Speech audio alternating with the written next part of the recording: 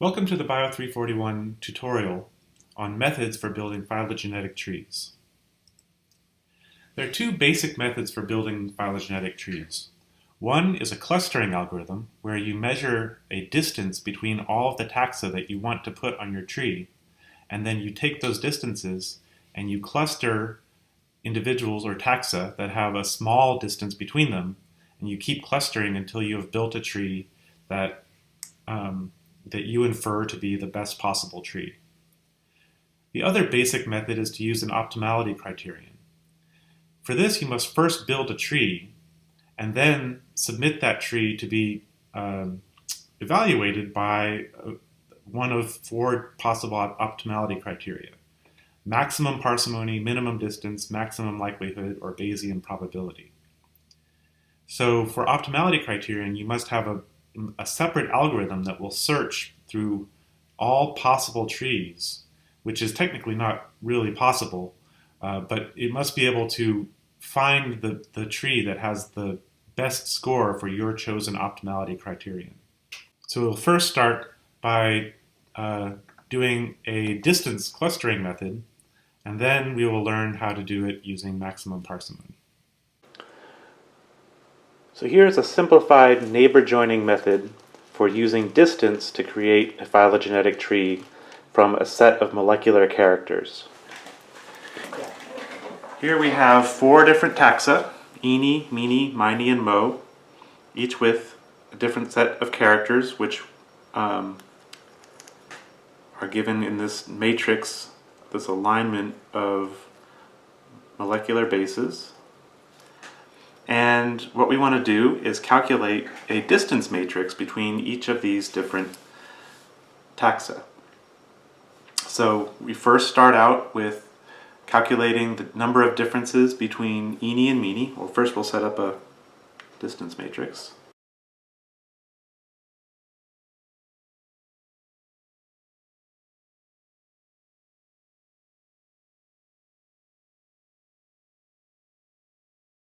And we measure, obviously, the distance between each individual and itself is 0. And then we measure the distance between eeny and meeny.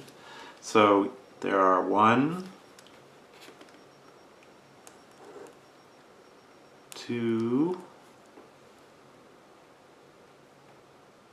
3 differences between eeny and meeny. And so we just write 3 differences into that square. Between eeny and miny, there are 1, 2, 3, also 3 differences between eeny and miny. And we can keep doing that, counting the number of differences between each taxon.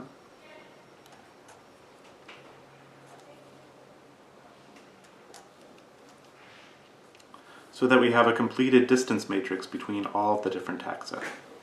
Now what we do is simply find the smallest distance. In this case, the smallest distance is 2, and that unites mo and meeny. So we will draw an initial cluster of mo and meeny. Now we draw a new distance matrix in which meeny and mo are together. So we draw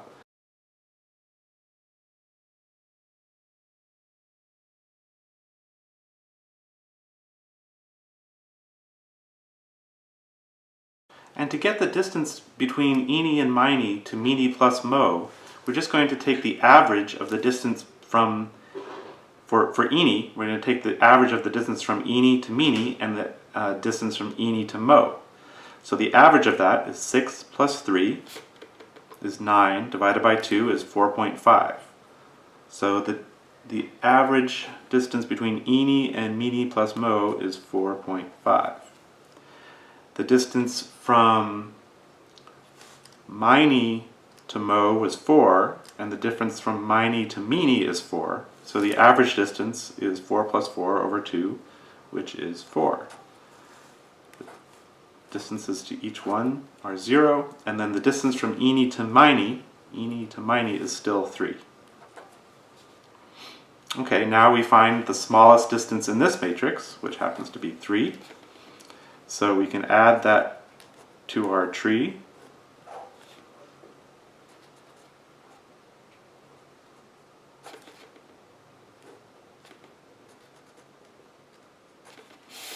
Now we create a final distance matrix where we've lumped eany plus miny.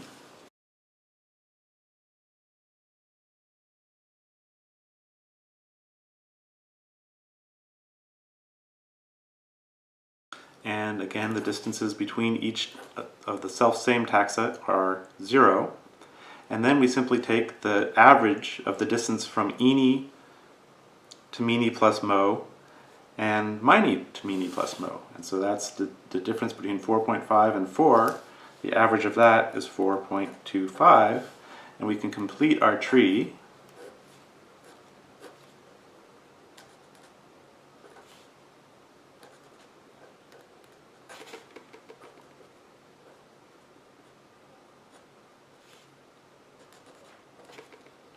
like so. Now we're going to take the same data matrix and use the method of parsimony to find the best tree. With parsimony, parsimony doesn't find trees for us. We need to propose trees to parsimony. In the case of having 4 taxa, there are actually only 3 possible trees for these 4 taxa. One would be eany and meany, and then miny and mo. We will call this tree number 1. Then there would be eany and miny,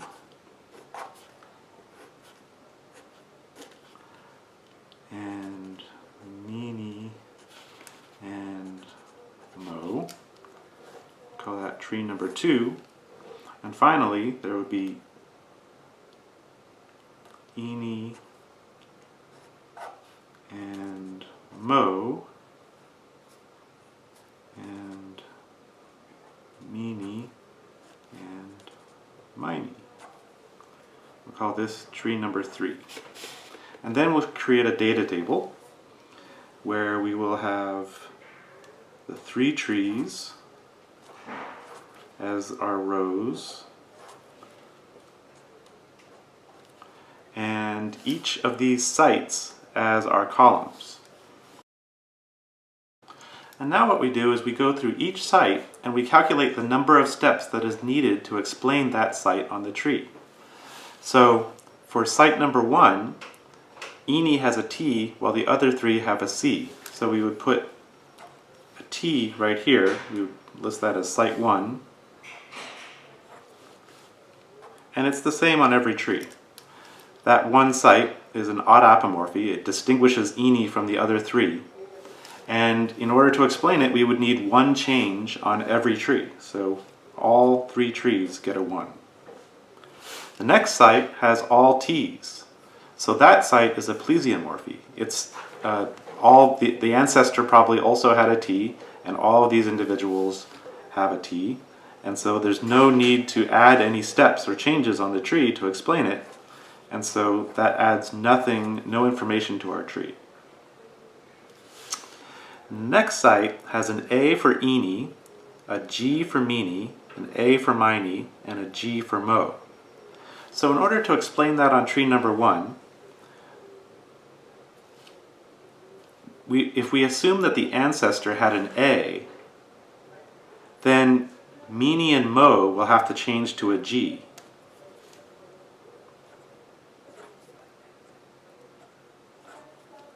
Or if we assume that the ancestor had a G, then eany and miny would have to change to an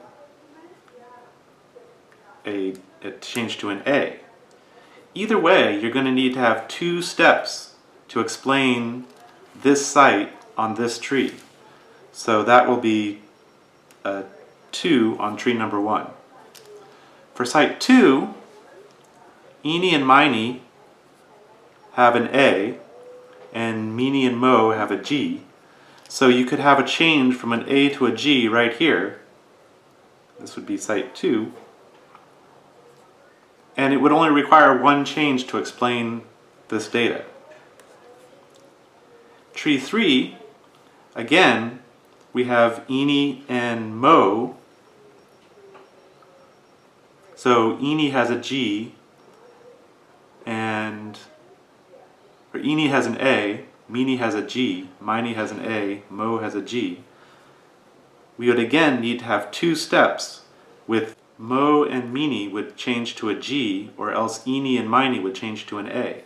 Again, either way, you would need to have two steps to explain it. Okay, so site 4, again, all the individuals have a G, so that adds nothing to our data. Then site 5, Mo has an A while the other three have a C. So Mo has an A at site 5.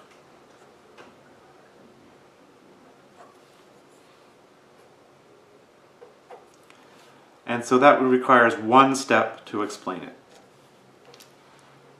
At site 6, Ini and Mini have a T, and Mini and Mo have a C.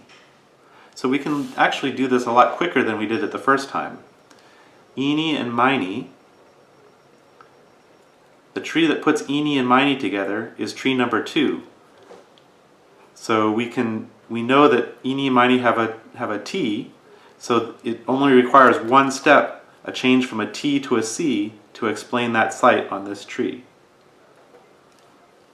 Again, because Ini and Mini are separate on this tree, and they both have a T, we would require there to be two different changes on this tree to explain that particular site. And there would also be two changes required on this tree, Ini and Mini. So for that site, there will be two changes, one change, and two changes. Okay, so site 7, Ini and Mini have an A and Mini and Mo have a C. So the tree that puts Ini and Mini together is here. So this tree would require a single change from an A to a C. And we can just map that change on right here. But for Ini and Mini to have an A on this tree, it would require two different changes to an A from a C, or from a C to an A. So one change on tree number 1, two changes on tree number 2, and similarly Ini and Mini are separate on this tree, so we would require two changes again, so 2. Site number 8 has nothing different, it's another plesiomorphy. Site number 9 has Mini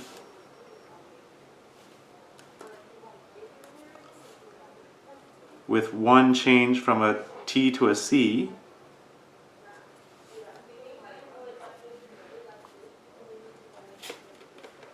And that requires one change to explain it. Now we simply add up all of these different numbers across the table, the number of steps, so that when we add this up, this will be the number of steps required to explain this particular tree. So the sum of row 1 is 3, 8. The sum of row 2 is 7. And the sum of row 3 is 9. And so we pick tree number 2 as the most parsimonious tree out of the 3.